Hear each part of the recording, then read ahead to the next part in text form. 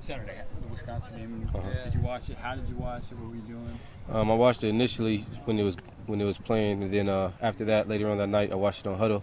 Again, just get a little more familiar with what they're doing, but it looked like they're a pretty good team once again. What, I mean, you saw them last year with Russell Wilson, kind of going this year, Daniel Bryan. Did you see any differences in how they were working?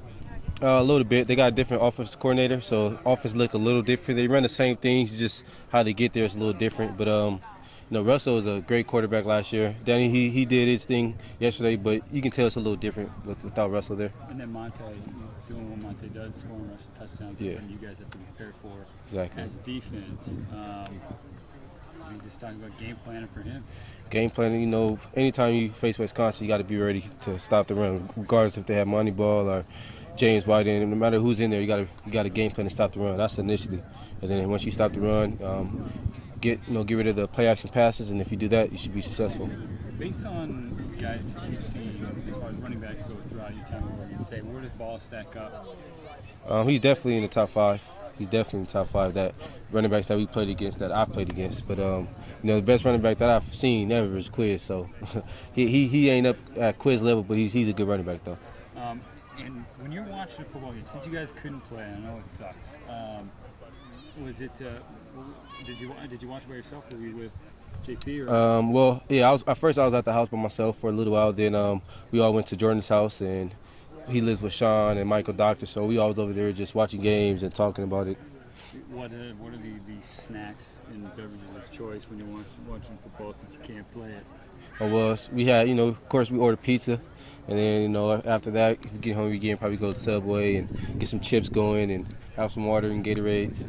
Well, I don't really drink soda, so have water and Gatorades. What's the pizza order? Huh? What's the pizza order? Oh, Meat Lovers, Pizza Hut, $10, any size, any topping. So, you got to get that going. And then from there, it's history. It's over. And it's economical, right? You guys are in college. You got to be as cheap as possible. Right? Yeah, exactly. So, we get 2 of those, $10. I think it comes with 8 slices each, so that's 16 slices.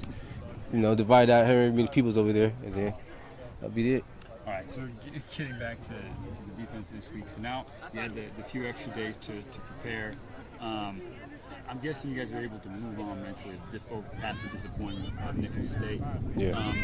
Once kind of that you got over that, was it just all positive? The fact that, hey, we got extra time to prepare for a team like Wisconsin? Yeah, most definitely. It was a bittersweet hearing that we couldn't play against Nickel State, but like you said, we have a big opponent coming up in Wisconsin. So I think after like a day, it really, the madness settled down a little bit. Then we got to just focus on playing Wisconsin. And then, once we seen some games, that sad feeling, or not sad, but the mad feeling came back a little bit. But I got over that fast, and now I'm ready to move on to this week. Coach Riley said that this Wisconsin coming to Reese is arguably the biggest non-conference home game that the Beavers have ever had in history. Would you agree with that? Well, I can't say for history because I don't know all the games back in the days, but I know since I've been here, it definitely is. The top one is a top 10 opponent coming here, probably besides SC, when they were ranked number 1. But besides that, they're probably, they're up there with the top 1 or 2 games. And speaking about the conference, outside of, Oregon, SC, and Utah's kind of a struggle for the Pac-12 schools. I mean, a couple of schools beat by get the W. ASU wasn't really testing against one in Arizona. Now you guys get a chance to show what you guys are made of and do so against a tough school like Wisconsin. I mean, in terms of confidence, can you kind of quantify where it's at now compared to the past years? As far as the Pac-12 as a whole? For Oregon State? Yeah.